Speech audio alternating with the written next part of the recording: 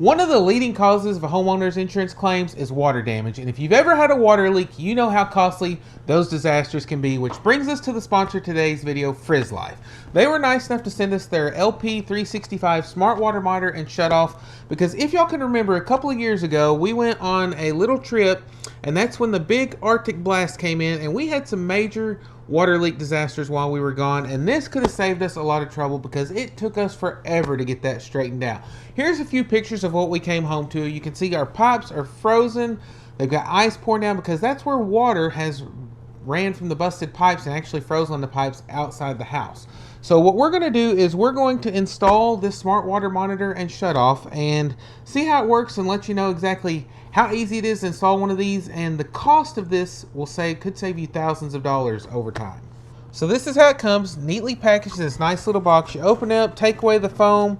It's got your instruction manual with some washers in it. It has the actual device itself, the power cord, some Teflon tape, the power adapter, and the two fittings, whether you need a 1-inch or 3/4 inch fitting to hook it up.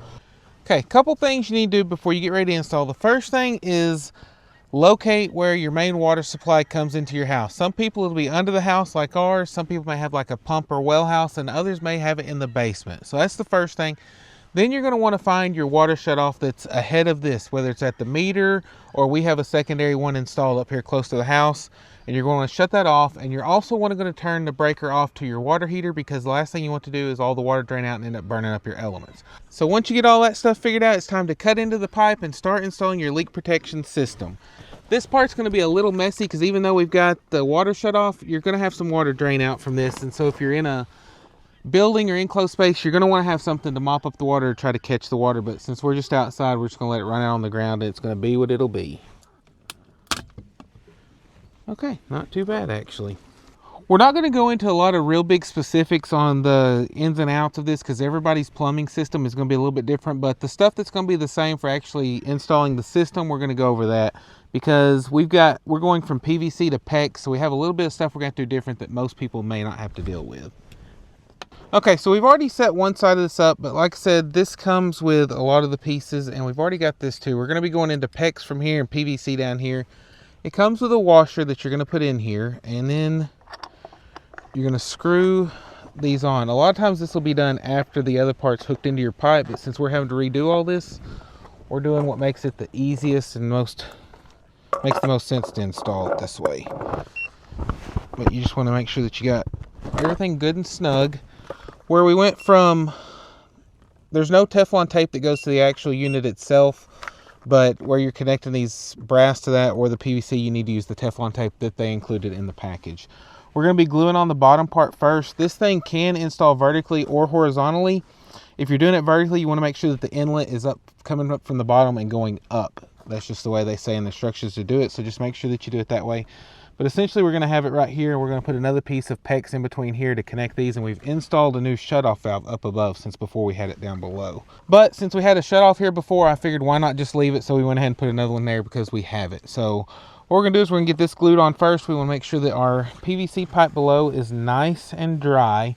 You also want to make sure that the weather is warm enough for your glue. We like to use the blue glue, which is the rain or shine stuff, because it sets up really hard and really quick, because we're going to have to let this set up for a while before we can actually turn this on and give it a try. But we're going to go around the bottom pipe. I'm a little messy with it, but put it around that, go ahead and get that on there, and then we're going to go ahead and install this part on here, let it set, and then we're going to get our PEX pipe to run in between these two.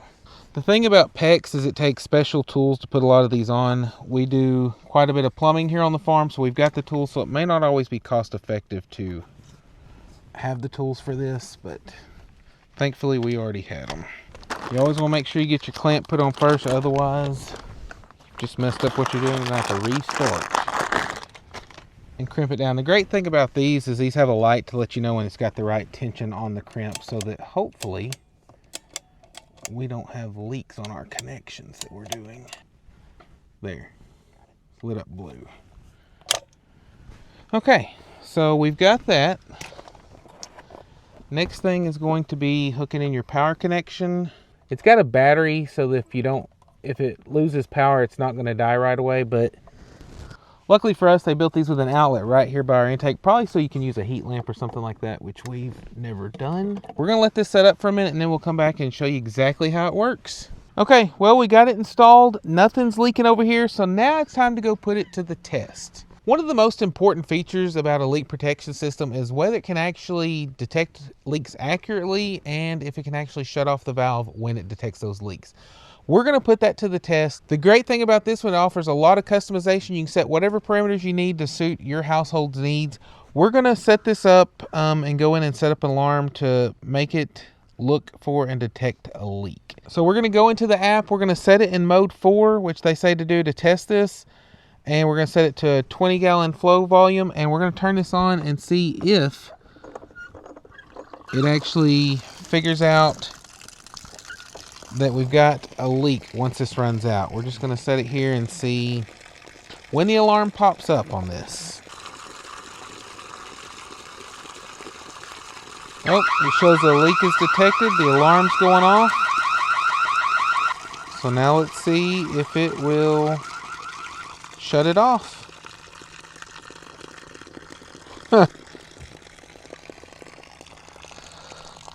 Looky there, it detected the leak, and not only did it notify me, it shut the water off. So that will cause a lot less damage than if you didn't have this and your water continued to flow. Because I mean, look, it's got it completely shut off. It's just what's in the line trickling now. The other great thing about the FrizzLife LP365 is you can also set periods to ignore. A lot of households may need to water their lawns, water their gardens, or like us, fill up livestock tanks, and you don't want it sending false alarms and shutting off your water when you're actually expecting a high usage time. So you can go into the settings, go into protection, and you can set times for it to turn off and times for it to turn on. So right now we've got it set to turn off at 5 o'clock, which is 1700 hours. We're going to sit here and let you see that it automatically turns it off when it hits the time. We're 1 minute away. We have one whole hour that's going to ignore any alarms or anything because it understands that we're going to have a high usage time. And the great thing is you can set and adjust this from the app all the time. So if you need to change it, it's easy to do that. So right now we've got our protection on. As soon as it hits 5 o'clock, it should switch it off so that we're not getting false alarms. Okay.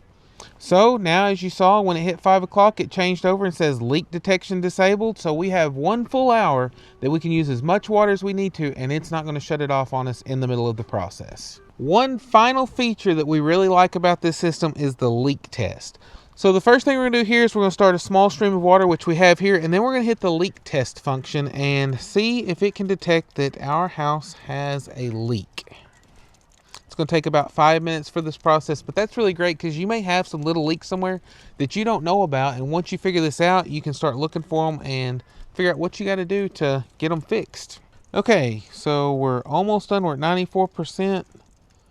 Just waiting to see how this turns out and if it actually can detect this leak. Oh wow, look. I am really impressed. It shows that the water leak is detected and actually shows how much water actually leaked. It was only half a gallon that leaked out during all this time. So this thing is super accurate, and I'm really impressed with how well it detected that leak because, yeah, this is quite a bit of water. I mean, when you're looking at it, but I mean, overall, a half gallon over 5 minutes.